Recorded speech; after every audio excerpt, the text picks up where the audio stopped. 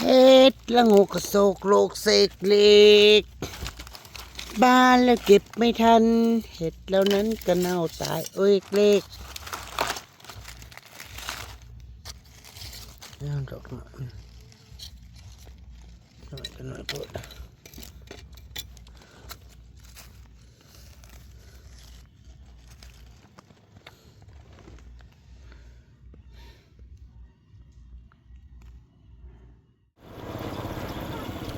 โย่สิแล้วหรือตัวนี้แถวนี้นู่นน่ะดิจอดหน่อยฟังตรงข้ามพัดเขาว่านงามอลีพอดีเนาะถือว่าบ่ที่แต่ก็บ่ห่างพี่น้องมันแตกเกาะมันกำลังแตกเกาะตอนมันขึ้นแรกๆก็สิว่าห่างพอมันขึ้นแรงมาแล้วก็แตกเกาะพี่น้องเขาหน้าวานก็เจ้าในห้างบ้านโพสีนะพี่น้องน่ะก็เฮือนเพิ่นลงมานี่นะเป็นเฮือนติดบ้านมาถ่ายเปิดเขาหรือปะห้างหน้านี่ไปหาว่าหาเห็ดมีอยู่บ่ล่ะง่วยตามเจ้าของหน้าบ่เขาค่าดำหน้าพอสิได้อีหยังจะเฮ็ดกะสวัสดีเด้อจ้าสบายดีมาแต่หาเห็ดแล้วก็เลยแวะมาบ้านนางโพสีเขาหน้าว่านเขาเจ้างามอลีพี่น้องปีนี้งามเนาะดำหน้าผู้เดียวโอ้ยลงเฮ้ย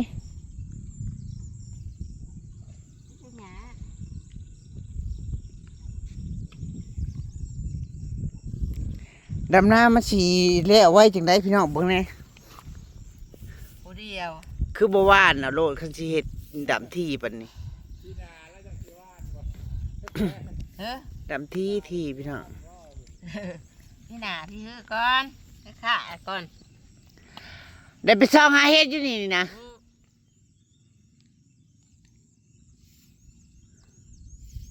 มากๆมันเหยียด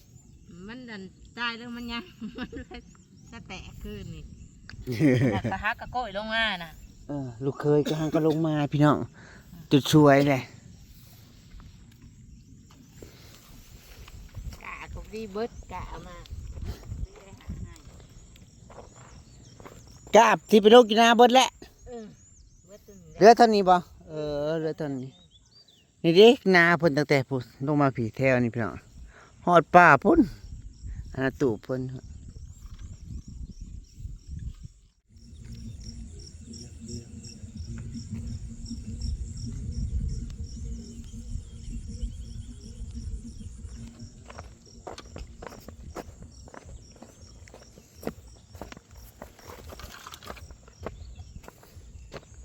ไปอยู่ไปหาเห็ดรอนะนี่ลงไปนี่เลยเนาะ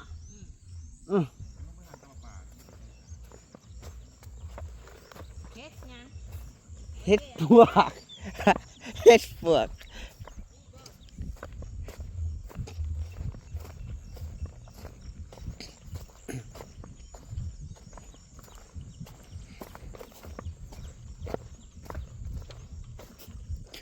พ่อเฒ่าก็ลูกเคยเห็ดขบุ้งขมานแต่เจ้าไม่รู้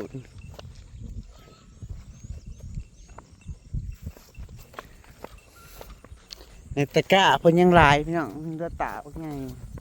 ถือว่างามอยู่กล้าอันถือว่างามอยู่เนาะ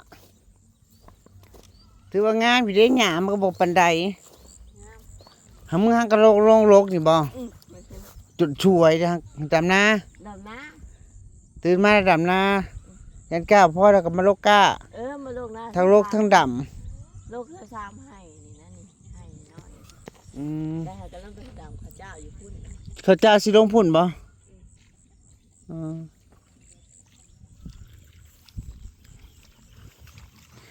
ว่าจะมาทาเฮ็ดเลยได้ชี้หาดอกนึงก็เลยแวะให้ยายอ้อยแกงซะแล้วว่าอยากลงไปทางห้างนั่นมันเป็นตาได้อยู่บ่แล้วอันเบื้องหน้าไปเบื้องหน้าลูกน้องเจ้าจะเบื้องนั่นดิแล้วละบ่ หม่ มันรักกินเบียร์บ่ ำมันบ่ได้ลากกินเบียร์แล้ว ไปเบิ่งแน่มันตื่นแล้วบ่ออกทั้งเก้า กินนะ กิน ไปพ่อนะกินพี่น้องบักหมานะน้องเพิ่นนะพี่น้องเมื่อคืนไปนั่งกินน้ำกันแหละไปนั่งเล่นเพิ่นกับ งั้นมันเข้าบ่ออกเพื่อนนี่นะไปพุ่งอีแม่เอาได้เพื่อนนี่ เพิ่นน่ะมันนะ ห้องว่ามีก็ว่าหม่ำถ้าไม่อยากกินก็ออกไปเด้ออยู่ว้ายตัวเด็กน้อยเฮ้ย ออกไป หน้าอ้ายซั่น ออกไปมันก็ซ้ำสิกินแล้วเนาะ ไปหน้าอ้ายซั่น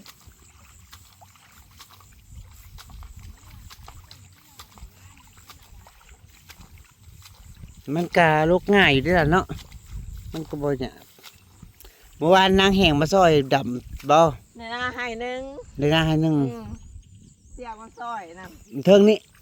ไอ้ตัวเพิ่งหมดเลย เสียมาซอยให้นั่นหนึงนางกระจมว่าฉันมันแข็งมัน มัน แข็ง แข็งค่ะเสียว่า มันแข็งดีได้พี่น้องเบิดตั้งแต่ผู้ฮอดผู้พอ5 ปีที่แล้วนางมาเฮ็ดพี่น้องนางมาพาสเปิ้นเฮ็ด2 แม่ลูกนี่เฮ็ดเมื่อก่อนนะเฮือนนางสิบ่มีผู้ชายตอนพ่อนางตายใหม่ๆเด้เขาเจ้าอยู่2 แม่ลูกเด้แล้วทุกคนพามาเฮ็ด พาเฮ็ดแต่ชั่วโมงนี่นางก็ได้ผัวแม่นางก็ได้ผัว แล้วก็ได้เฮ็ดเอง เคยบ้านก็เคยเนาะ เคย แต่มันบ่ได้เท่า บ่ได้เขา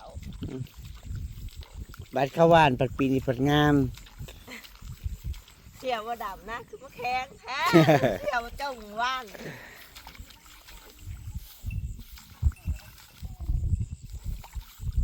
ตาก็เมื่อนะสิมาเลาะๆแหละเมื่อยแถวนี้เคยลงไปหาเฮ็ดคือกันแถวนี้ปุ่นโอ้โหป่าเฮ็ดไปกันเด็กมึงก็ลงไปช่วยน้องเรา ลงไปก่อนจะจับกองให้ ไป ก็ก่อนจะจับกองให้จะต้องไป ค่อยกับเมื่อยไปเนาะเอ้ย จะชิมเงยยิ่งตัว โอ้ยจังได้มันก็สิเลี้ยวแล้วมันดำฮอดเครื่องแล้วเขาน่ะสู่ชีวิต นั่นน่ะชีวิตสู่กัน เขาน่ะชีวิตสู่ครับ ไปยางไปเกลือยุง ยุงกินเต็มคอ อีไปหาบอกนะอีพี่เพิ่นยังว่าให้คอยอยู่นะยังกับบทท่า บอบบางอ้าวกินแล้วมันเป็นแผลเป็นพื้นค่อยมันยุงบริกินบริกัดยุงป่ามันสิกินกระเทย เออ กระเทยเนาะมันยังเอาลูกเป็นกระเทยกินผู้ชายกับผู้หญิง ไม่กินแต่สนีกับผู้ชาย ขนาดยุงยังมันเลือกกิน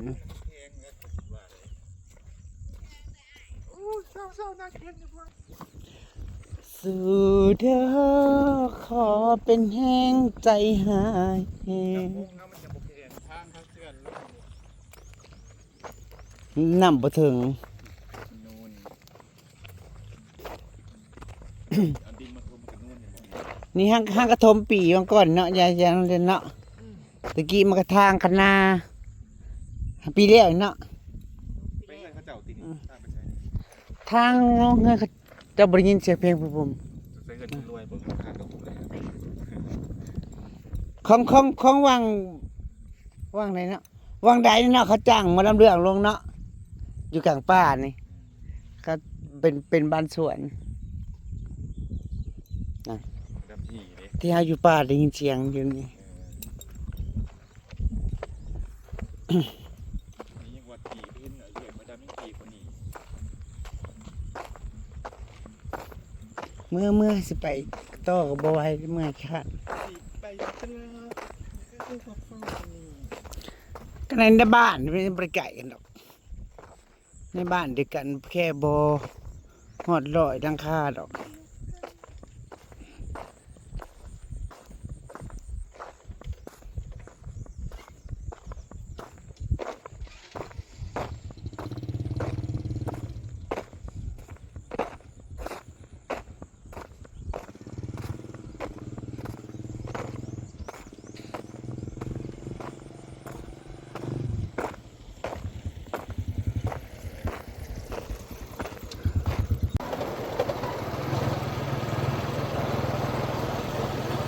หน้าไฟน้ำเขาหน้าบานงาม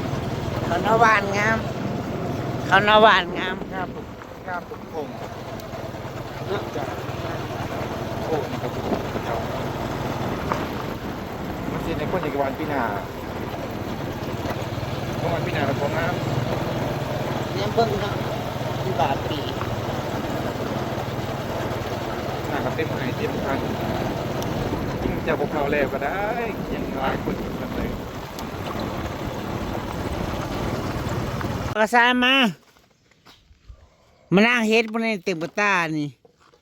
เฮ็ดปวกเป็นตะจุ่มๆแม่ได้ตะจุ่มๆปะสิลูกเอิ้นมานั่งเฮ็ดปะสิหัวยุ่มๆอยู่โอ้ยสิทาตะกินนั่นบ่ฮะเจ้าสิทาตะกินตะแกงนะแกงแล้วจะกินบ่เอากระซามมานี่ หาอยู่หัวบาทแถวเฮือนเดียวลงไปโอ้ยเขาหังกันเยื่องออกมาได้เฮ็ดชีหาดอกให้ยายอ้อยซะ ไปเยี่ยงกันยังบ่เนาะ เมื่อยเด้หาปล่อยลูกก่อนพูนอยู่ขอกเขาสวยมากแล้วก็ชิงงากเดียวหาแม่สอบเงินนี่จื้อแม่อีกได้อพี่น้องเอ้ยสอบเงินสอบทอง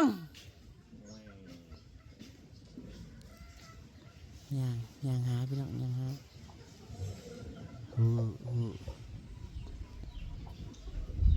สอบเงินห้องทางเอื้อยทางนอกสอบเงิน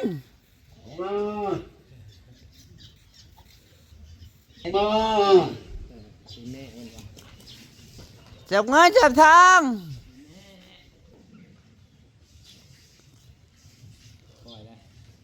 จับเงินจับทองจะกอบคืนนี้เป็นจังไดจ้าเมาอยู่ เสิร์ฟฮะ เมาอยู่บ่ สามอันส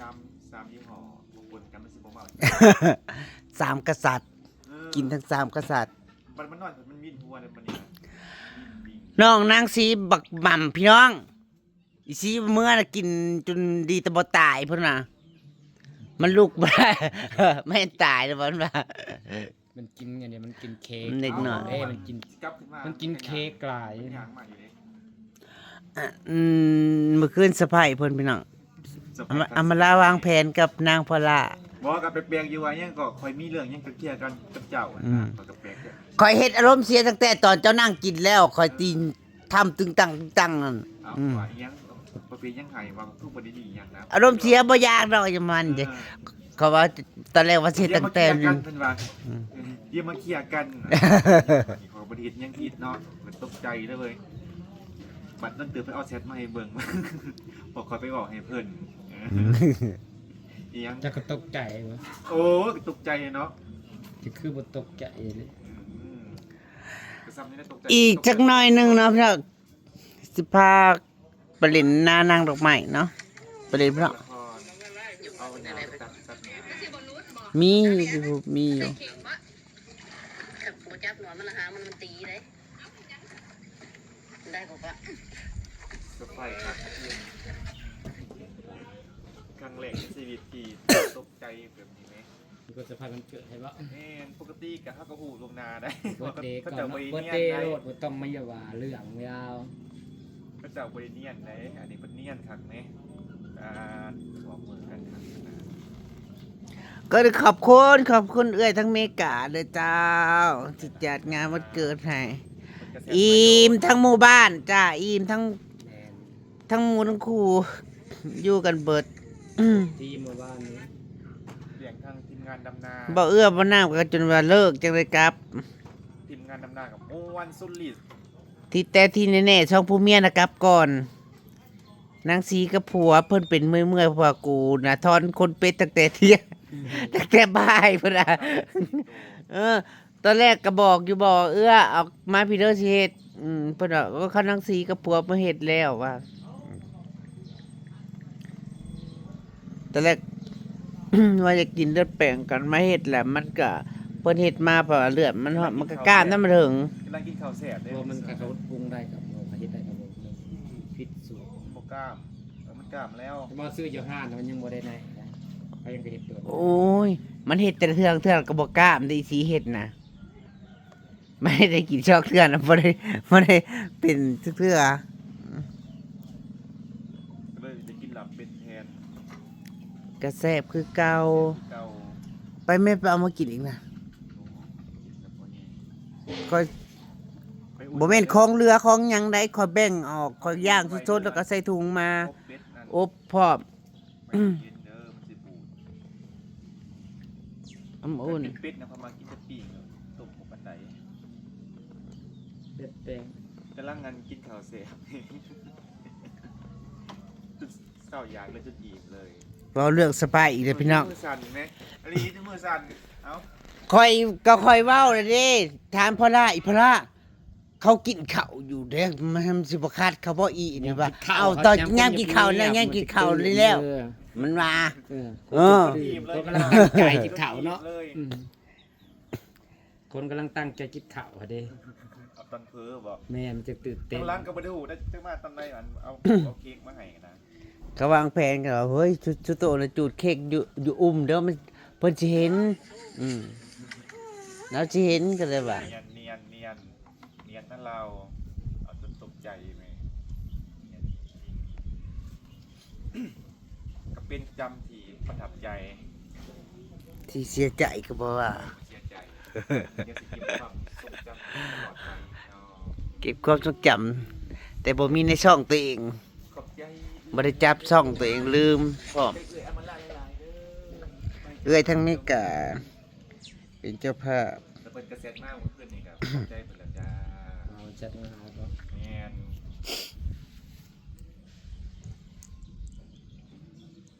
ปิดตุ้ยๆกันจะนอนแห้งบ่ไหวเลยไม่นอนทำนา อุ้ยย่านตัวเองนี่พี่น้องบ่อยากกล้าสบตาบ่อยากกล้าสบตากับพี่น้องในจอเด้อจ้าสิใส่ฟิลเตอร์บ่เขาเจ้าเบิ่งกะฮู้เบิ่งคลิปกะฮู้ว่าฟิลเตอร์บ่ฟิลเตอร์นั่นใส่ฟิลเตอร์จนบอกอีกเขาจะนี่แหละสวยแบบตัวถ้าสำนีละซาสวัสดีครับ